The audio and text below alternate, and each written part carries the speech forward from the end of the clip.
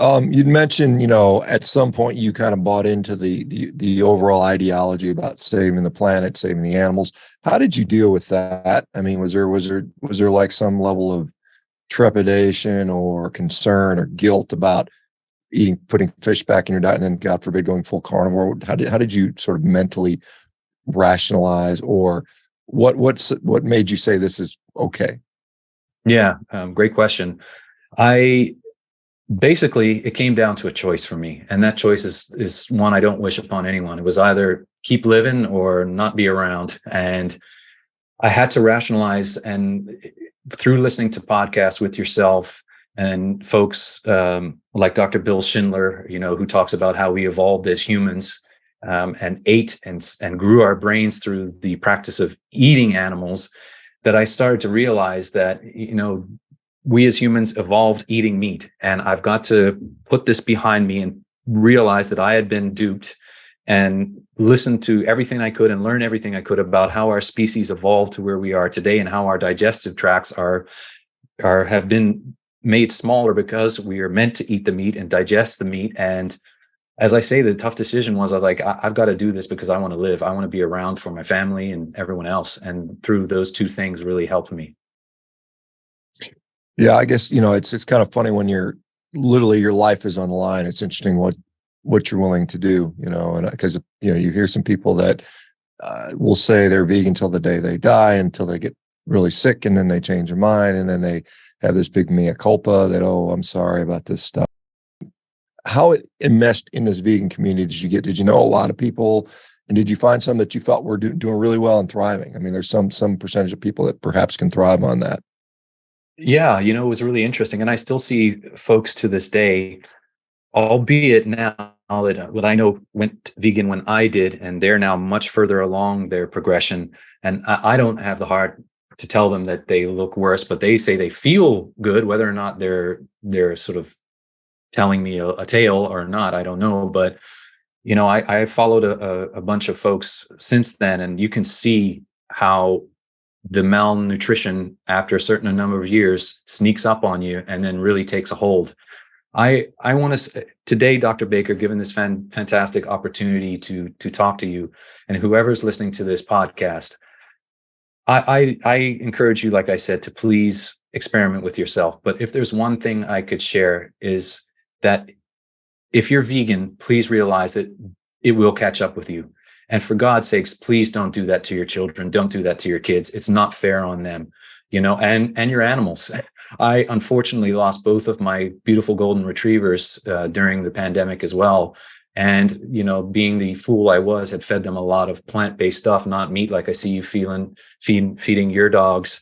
And they both developed cancer and passed away. And I feel like a bit like, I don't know if folks in here are old enough to remember Yul Brynner, who died of cancer. And, he came on TV and said, whatever you do, don't smoke. Please don't smoke. I feel like I need to tell folks, whatever you do, don't go vegan. Please don't go vegan. That's where I'm at now. I just need to tell folks, warn them. Yeah, I think Yul Brynner, I think the King and I is what I remember him from. Yes, sir. The shaved head, the bald-headed guy. Yeah, but and I didn't realize he'd passed to cancer, and was a big smoker. But and you mentioned kids. Do you guys have any kids or no? No, sir. And I'm willing to share, and thank you for asking that question, because it's a really important point. We had wanted to have children, both my wife and I, but I wasn't able to. And one of the things that happened to me on the vegan diet was my testosterone, sperm count, everything left. It was awful. And that's another side effect of veganism. My libido went, the sperm count went, everything was extremely low. Back like I'm in my 20s again now, that I'm eating all this wonderful meat that breaks down into the building blocks for hormones, as we know. But yeah, I appreciate you asking that. No, we're not blessed with kids, but sometimes things happen for a reason, because if I had kept on that vegan diet, I wouldn't have been around if I had any.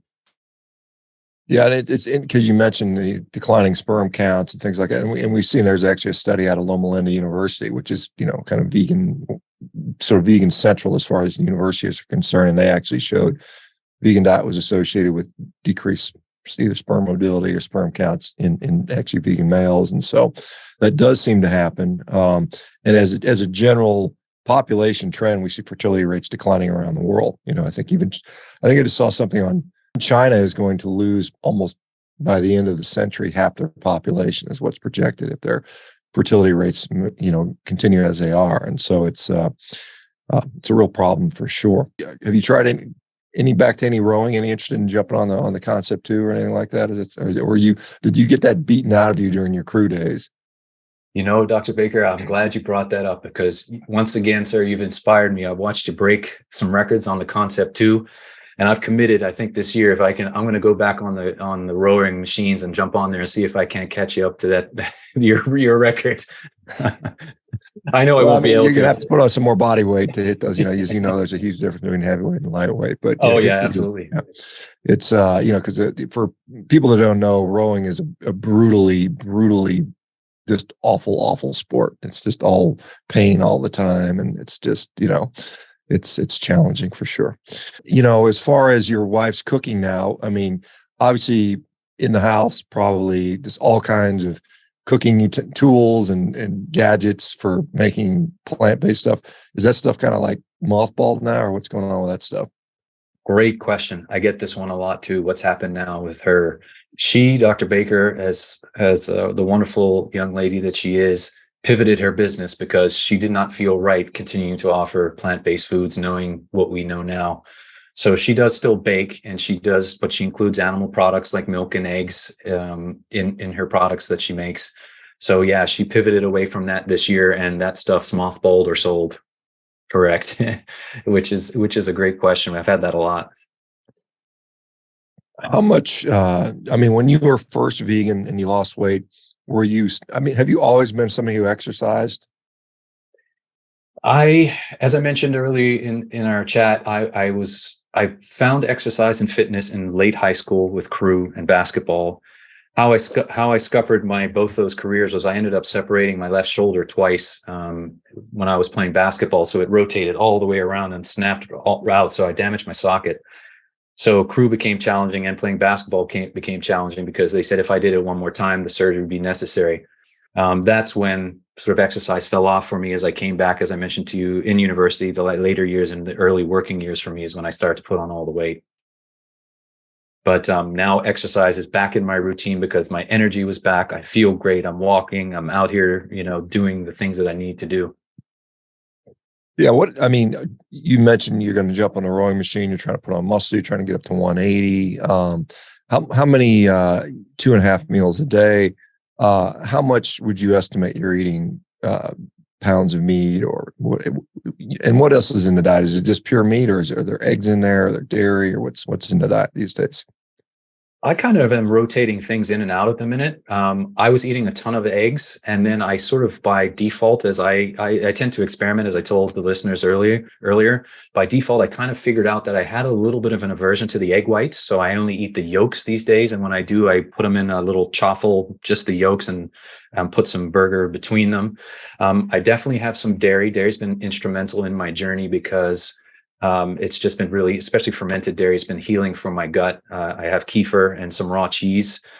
In terms of the poundages of meat, I'm probably up to 2.5 pounds of meat currently a day, maybe a little bit more if I have a big old ribeye for dinner or a couple of them. But I've had no ill effects. And again, it's amazing to me how much muscle, because of the protein intake I'm putting on. My waist size is not increasing, but my chest size, my bicep size, and my tri size have all gone up, and my leg muscle size.